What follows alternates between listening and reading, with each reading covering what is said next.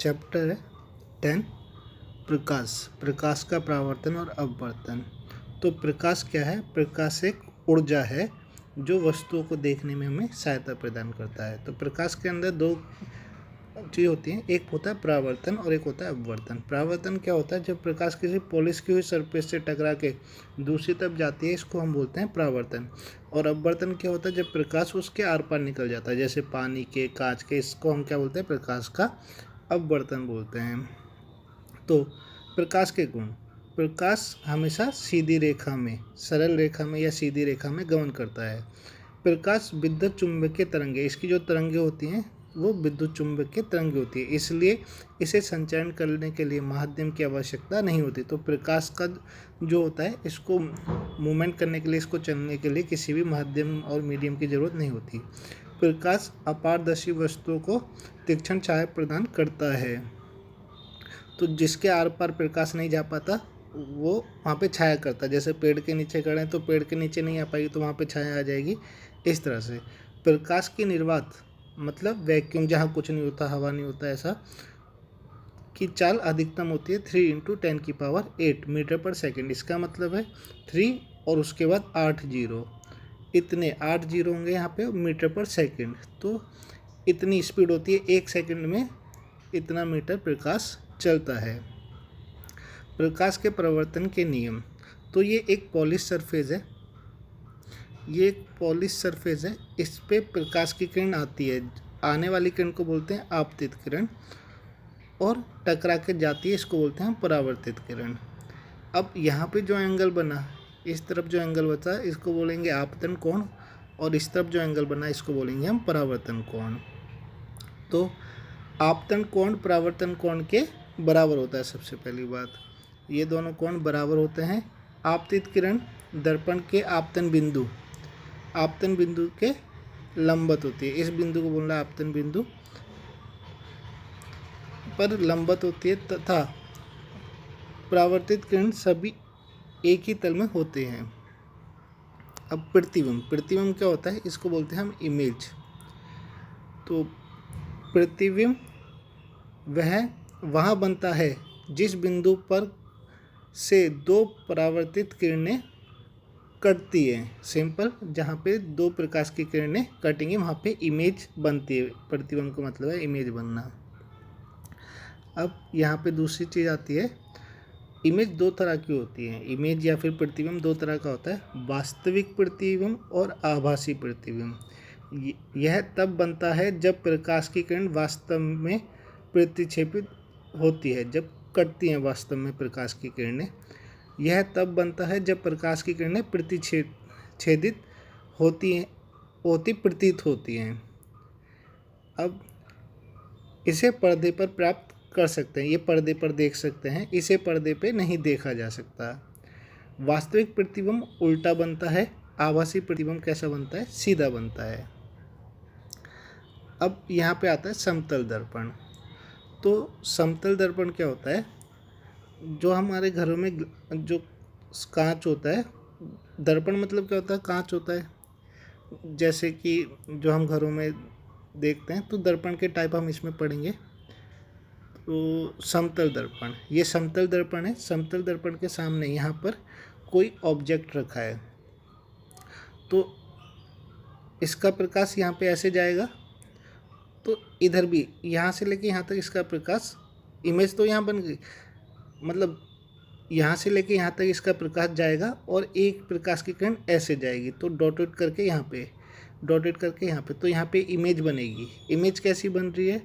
आभासी बन रही है और सेम साइज की बन रही है। आभासी एवं सीधा होता है प्रतिबिंब। प्रतिबिंब का आकार वस्तु के आकार के बराबर होता है। प्रतिबिंब दर्पण में उतना पीछे बनता है जितना कि दर्पण से दूरी पे होता है। प्रतिबिंब पार्श्व परावर्तित होता है।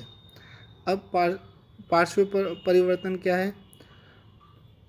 इसमें वस्तु का दायां भाग प्रतीत होता है और बायां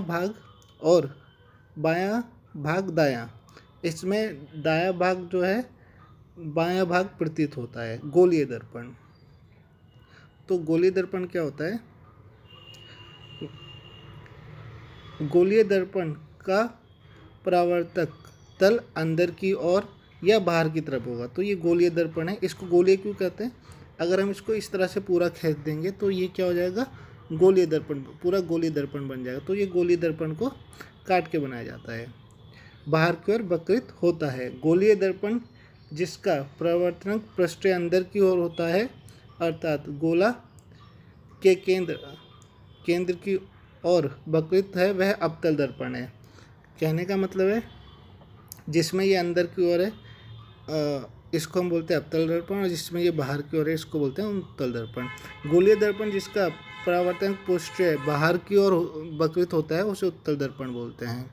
तो ये हो गया आपका, ये अवतल दर्पण है और एक उत्तल दर्पण है। गोलीय दर्पण सामान्य प्रयुक्त होने वाले कुछ शब्द।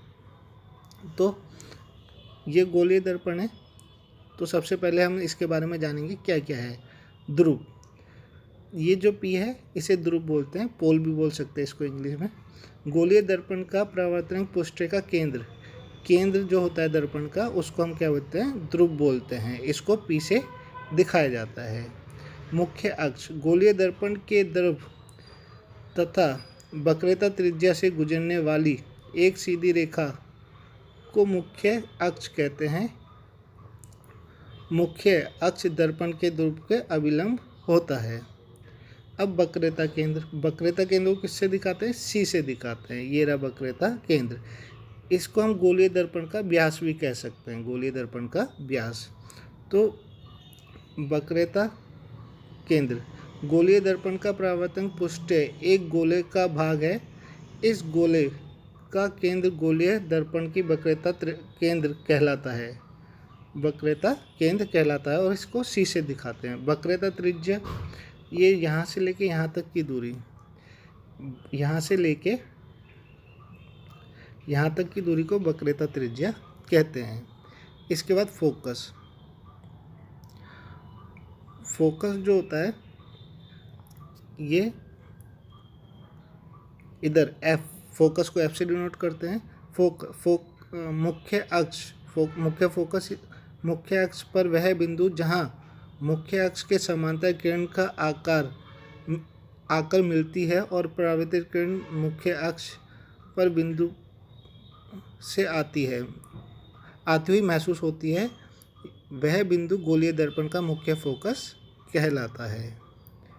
तो गोलीय दर्पण के ध्रुव तथा मुख्य फोकस में मध्य की दूरी को फोकस दूरी बोलते हैं। कहने का मतलब है यहाँ से ध्रुव से लेके फोकस तक की दूरी को हम क्या बोलते हैं, फोकस दूरी बोलते हैं। उसके बाद कह रहा है R बराबर 2F, वक्रता त्रिज्या। कहने का मतलब है ये आपका दर्पण है, ये ध्रुव है P, ये फोकस है और ये वक्रता त्रिज्या है R। तो R बराबर होता है इक्वल्स टू 2F, क्योंकि ये दूरी इसकी डबल होती है, इसलिए R बराबर क्या होता है, 2F होता है।